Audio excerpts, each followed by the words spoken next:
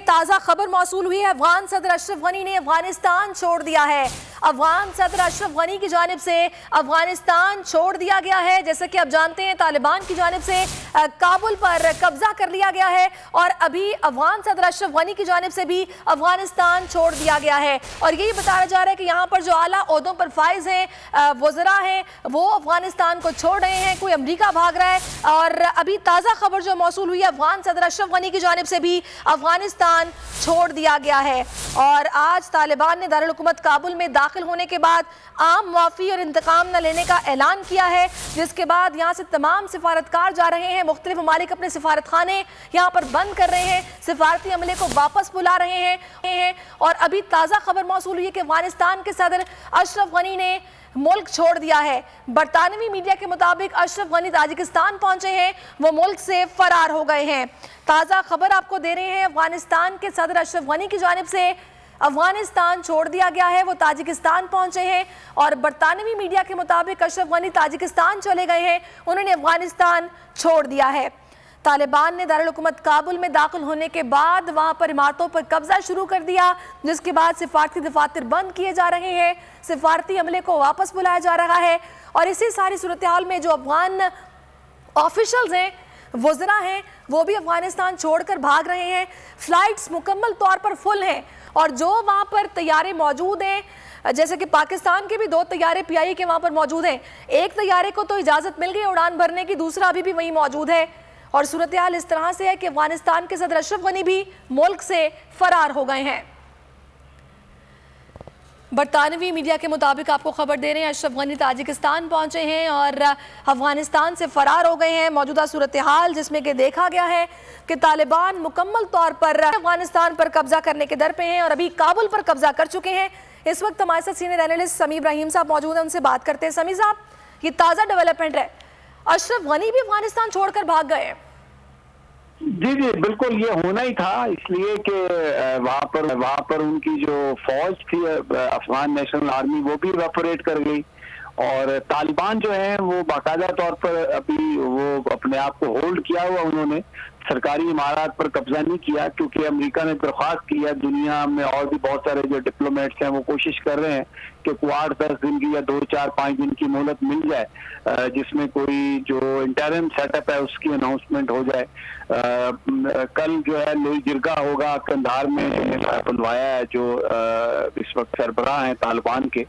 तो अब ये टोटल अब अमेरिका की शिकस्त है। It's a complete military defeat. और ये पूरा जो वेस्ट है, मैं देख रहा था अभी, मॉनिटर में भी कर रहा हूँ, जिसमें जो पुराने उनके डिप्लोमेट्स हैं यूनाइटेड नेशन के जी समी इब्राहिम साहब सारी सूरत हाल है। उन्होंने कहा है कि वक्त मांगा जा रहा है, कुछ टाइम दिया जाए ताकि इंटरिम गवर्नमेंट का सेटअप यहाँ पर हो सके। और अभी अशरफ गनी के हवाले से खबर आ रही है कि वो भी अफगानिस्तान छोड़कर जा चुके हैं और ये मुकम्मल तौर पर अमेरिका की शिकस्त है अफगानिस्तान में। और इससे पहले अशरफ गनी इस सारी सूरत हाल का जिम्मेदार अमेरिका को ही करार देते रहे कि सियासी बहरान जो है इसका जिम्मेदार अमेरिका है। जी समी साहब, आप बात कर रहे थे डिफीट की अमेरिका की। जी बिल्कुल, देखें ये एक कंप्लीट डिफीट है वेस्टर्न फोर्सेस की, नेटो की, अमेरिका की, जो ये समझते थे कि वो तालिबान को हरा देंगे। वो 20 साल तक वहां पर ये सारी जंग का सिलसिला जारी रहा। और जब फिर इसमें ये इंटेलिजेंस फेलियर भी है, क्योंकि जो वेस्टर्न इंटेलिजेंस एजेंसी थी वो कह रही थी कि तकरीबन 60 दिनों से 90 दिनों में ये हुकूमत फॉल करेगी, लेकिन ये तो 6-7 दिनों के अंदर ही ये हुकूमत गिर गई। तो ये इंटेलिजेंस फेलियर है, उनकी ताकत का फेलियर है। जी, अभी जो सिचुएशन है वो दिनों के हिसाब से नहीं, घंटों के हिसाब से तब्दील हो रही है। जितनी तेजी के साथ कि तालिबान आगे की जाने बढ़ रहे हैं और कब्जा कर रहे हैं, अब तो सदर भी यहाँ से फरार हो गए हैं। ये कब्जा तो कर लेंगे, आपके ख्याल में ये रूल कर पाएंगे? क्योंकि जाहिर सी बात है दीगर ममालिक को भी साथ लेकर चलना पड़ता है, रूल करना आसान काम नहीं होता। नहीं, तालिबान माजी में भी रूल कर चुके हैं। जब पूरी कौम उनके साथ है तो ये तो कोई सवाल ही नहीं है कि वो रूल कर सकेंगे। सबको साथ लेके चलने की तो कोई बात ही नहीं है। पाकिस्तान में भी तो एक ही जमात की हुकूमत है ना, अमेरिका में भी एक ही जमात की हुकूमत है, इंडिया में भी एक ही जमात की हुकूमत है। तो अगर तालिबान को, वो तो 90% इलाका तो उन्होंने जंग के बगैर हासिल किया है, जिधर वो गए हैं लोग उनके आगे उन्होंने हथियार फेंक दिए और उनको तस्लीम कर लिया। तो बिल्कुल हुकूमत भी चला सकती है, they are fully capable of everything, और ये माजी के तालिबान से बिल्कुल मुख्तलिफ है जो उन्होंने अपनी पॉलिसी। तो आई बिलीव कि ये एक मुस्तहकम हुकूमत कायम करेंगे तालिबान, और ये सी पैक के लिए बहुत अच्छा होगा, ये पाकिस्तान और चाइना के लिए बहुत अच्छा होगा, क्योंकि अफगानिस्तान का उसमें की रोल है। अगर वहां पर अमन होगा तो सड़कें भी बन सकेंगी, रेलवे ट्रैक भी बन सकेगा, गवादर से सेंट्रल एशियन स्टेट्स तक जो है थ्रू अफगानिस्तान जो भी सामान जाना है उसकी तरसील भी हो सकेगी। तो ये पूरे खित्ते के लिए एक बेहतरीन खबर हमें नजर आ रही है कि वो जो एक जाली निजाम था, जो एक मसनूई निजाम था, वो फॉल कर गया और अब तालिबान अफगानिस्तान के लोगों को वहां पर कायम होगी। अच्छा, दूसरा समीर साहब, अभी वहाँ पर पीआई का एक तैयारा मौजूद है, एक को उड़ान भरने की इजाज़त मिली है, एक खौफ की भी फजा भी है, कुछ एक कशीदगी भी है वहाँ पर रोड्स पर। फिर जो पाकिस्तानी वहाँ पर मौजूद हैं या फिर जो लोग यहाँ पर आना चाहते हैं उनके लिए जो हुकूमत इक़दाम उठा रही है उसको आप किस तरह देख रहे हैं? नहीं देखिए, फौरी तौर पर दोनों दूसरे जहाज को भी वहां पर उड़ान की इजाजत मिल गई है और लोग निकल रहे हैं वहां से। और ये सिचुएशन कोई आज नहीं बनी, पिछले कई दिनों से बार बार तमाम जो शहरी थे उनको ये कहा जा रहा था कि वो वहां से निकल आए। अब जो लोग रह गए हैं इंतजार करते रहे हैं, जब इस किस्म का पैनिक हो जाए तो फिर डेफिनेटली फ्लाइट्स की भी बंदिश हो जाती है, कभी एयरपोर्ट भी बंद हो जाता है। और फिर खासतौर पर वहां पर काबुल एयरपोर्ट पर अमेरिकी फौजी मौजूद हैं जो अपने उनके C-130 हैं, उसमें वो अपने डिप्लोमेट्स को निकालने की कोशिश कर रहे हैं। तो फिर वो सिक्योरिटी एयरपोर्ट को बंद भी कर रहे हैं। तो ये तो लोगों को पहले निकलना चाहिए था। अब जो निकल गए हैं उसके लिए सरकार इतनी मदद कर सकती है कि जहाजों को भेज दे, उनसे टिकट ना ले। लेकिन अब वहां पर वो अगर एयरपोर्ट बंद है तो उसमें पाकिस्तान की सरकार क्या कर सकती है? I think government is doing good.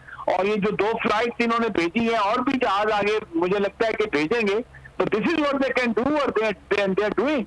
अच्छा, दूसरा कि तालिबान की सोच की अगर बात की जाए तो उसमें तो एक बड़ी तब्दीली आई है। पहले एक वक्त वो था कि जब यहाँ पर कहा जाता था तस्वीर लेने की इजाज़त नहीं है, टीवी चलाने की इजाज़त नहीं है। फिर अब जिस तरह से सोशल मीडिया का इस्तेमाल कर रहे हैं, आप इस सोच की तब्दीली को किस तरह देख रहे हैं? नहीं, बड़ी अच्छी तब्दीली है, पॉजिटिव चेंज है।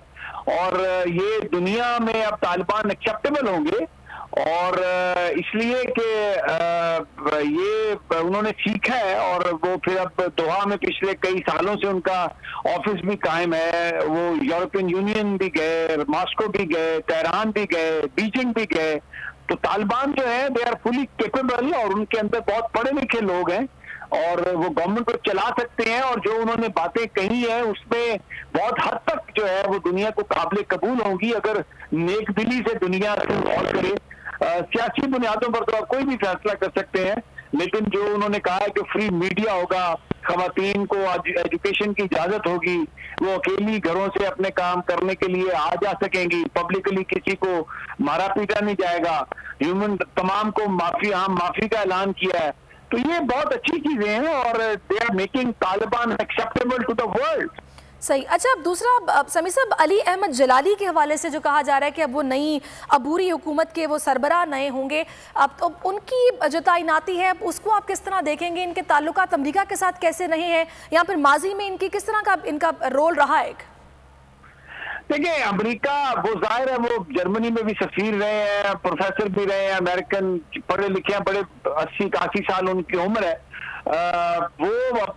जब वो एक इंटरम सेटअप में होंगे तो कोई इतने ज्यादा अख्तियारात तो नहीं होंगे। वो तो यही होगा कि आने वाली जो हुकूमत है उसकी तश्कील वो उसमें मदद देंगे।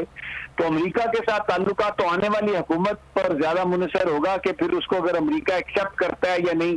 तो इसलिए लेकिन मुझे लगता है कि एक्सेप्ट करेगा। बरतानिया भी ये इंडिया दे चुका था कि वो एक्सेप्ट करेगा, रशिया भी एक्सेप्ट करेगा। और अगर अमेरिका एक्सेप्ट ना भी करे तो ये जो एक मिथ थी कि अमेरिका एक सोल सुपर पावर है, वो टूट गई है वो मिथ। अगर रूस को शिकस्त हुई है अफगानिस्तान में तो अमेरिका को उससे बदतरीन शिकस्त हुई वहां पे।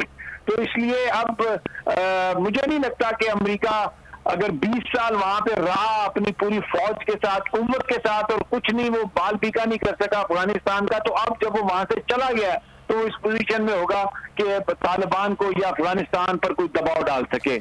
अच्छा, वैसे समीर साहब, अभी जो सिचुएशन है उसके मुताबिक तो कुछ ऐसा भी फील हो रहा है कि उन्हें जैसे कोई फर्क भी नहीं पड़ रहा।